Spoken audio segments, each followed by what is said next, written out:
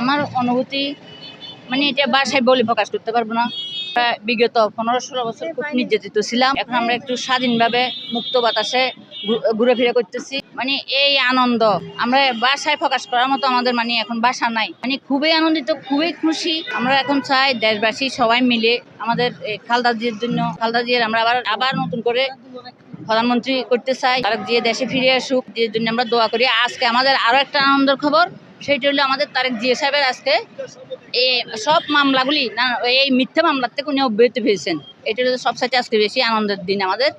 আমরা চাই আগামী দিনে আমরা খালেদা জিয়া এবং তারেক জিয়াকে রাষ্ট্রপ্রধান হিসেবে দেখতে চাই। আমরা আবার সুন্দর করে নতুন করে আমাদের বাংলাদেশকে আবার বিগত 20 বছর 15 বছর আগের দিনে ফিরে আনতে চাই। সুন্দর একটা রাষ্ট্র চাই। আমরা সবাই স্বাধীনভাবে মুক্তভাবে যেন স্বাধীনভাবে চলাফেরা করতে চাই। মাদক মুক্ত দেশ, সন্ত্রাসী মুক্ত দেশ চাই। আমরা সবাই স্বাধীনতা চাই। গত 5ই আগস্ট আমরা আন্দোলন মাধ্যমে সবাই মিলে আমরা এই দেশকে স্বাধীন করেছি, নতুন করে আবার স্বাধীন করেছি। এই স্বাধীনতা আমরা ধরে রাখতে চাই। এই স্বাধীনতা যেন আমাদের ধরে রাখতে পারি।